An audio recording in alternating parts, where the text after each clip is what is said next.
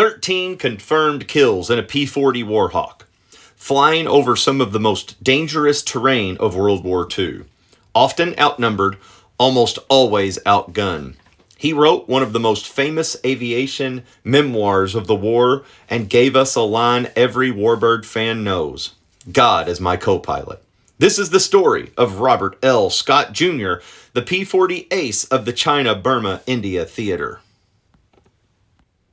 If you love unsung theater's tough fighters and pilots with larger-than-life stories, hit like, subscribe to Warbird Chronicles, and let's get airborne.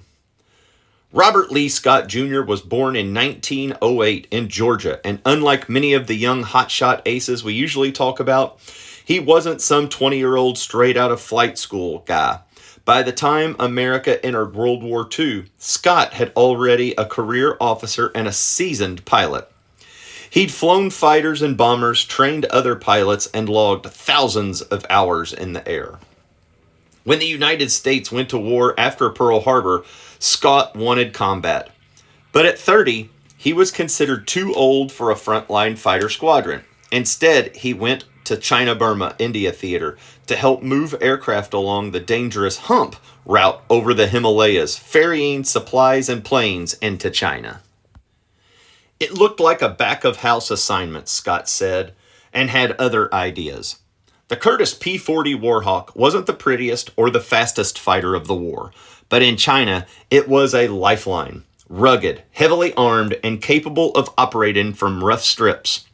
The P-40 had already become famous thanks to Claire Chennault's American volunteer group, the AVG, also known as the Flying Tigers. By the time Scott arrived, the AVG was being folded into the regular United States Air Force as the 23rd Fighter Group. These units needed experienced leaders who could fly and fight. Scott, technically in the theater to ferry that planes, ended up doing a lot more than ferrying. He started flying with fighter units, escorting bombers, and then increasingly leading missions himself. In a theater starved for fighters and leaders, nobody worried too much about what his original orders said, as long as he kept shooting down the enemy.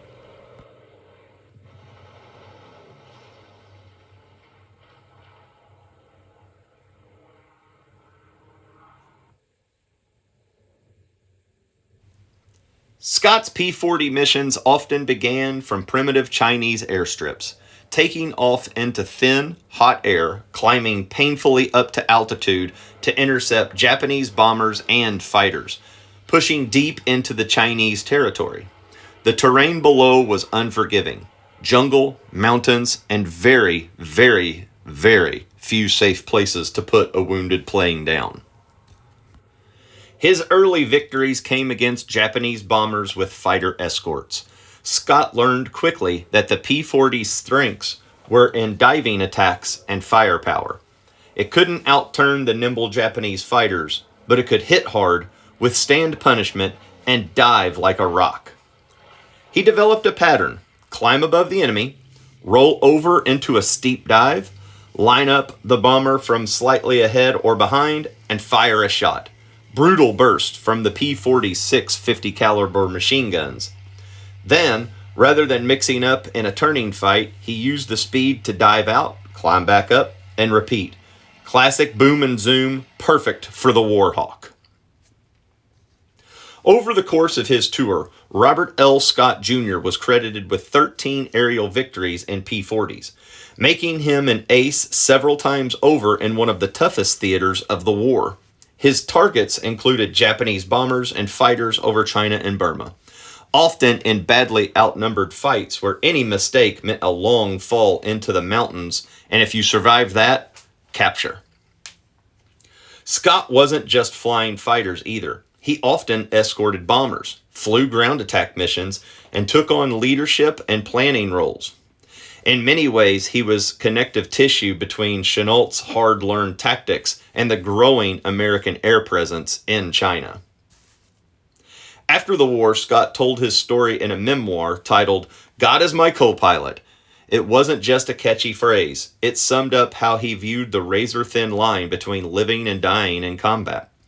The book became a bestseller, and in 1945 it was turned into a Hollywood film, cementing his legacy as one of the best-known P-40 aces, at least for that generation.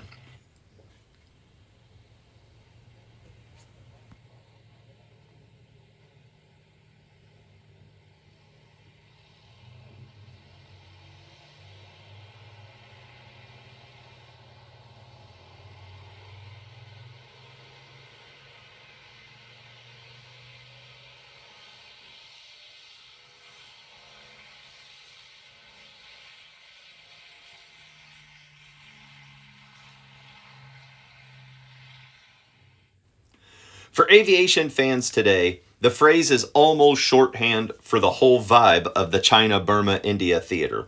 Small numbers of Allied aircraft, long odds, and pilots hanging everything on skill, courage, and a little faith. So, what kind of pilot was Robert Scott? First, he was an aggressive but methodical. He didn't fly the P-40 like a Spitfire or a Zero. He knew that turning with the Japanese fighter was suicide, so he used altitude, speed, and surprise. He attacked from above, struck fast, and avoided getting dragged into the fight that suited the enemy. Second, he was a teacher. Scott spent a huge part of his career instructing and leading, and that showed in combat. He wasn't just chasing personal scores, he was passing on tactics, drilling younger pilots, and building units that could survive in the brutal conditions of the CBI theater. Third, he believed in the P-40 Warhawk. While some pilots dismissed it as an obsolete item compared to the newer fighters, Scott showed what it could do when flown into its strengths. It was rugged, reliable, and lethal in a dive. In his hands, the Warhawk was more than good enough to rack up 13 kills. Scott stayed in the Air Force after the war, eventually retiring as a brigadier general. He remained an outspoken champion of air power and of pilots who fought in the CBI, a theater he felt was often overshadowed by Europe and the Pacific theaters. Today at air shows, when a P-40 Warhawk fires up, you're hearing the same sound Scott heard when he pushed the throttle forward over China. His story, part combat record, part personal testimony, is one of the reasons the P-40 isn't just a footnote between the P-39 and the P-51. It's a legend all in its own right. 13 Victories, a best-selling book, and a title that still resonates later. Robert L. Scott Jr. turned the P-40 into a symbol of stubborn, determined air power as one of World War II's toughest theaters. If you enjoyed this deep dive into Scott and his Warhawk, please hit the like button, share with another aviation nut, and we hope that you'd consider subscribing to the Warbirds Chronicles, where we have more stories of pilots and planes that made history. Thanks for watching.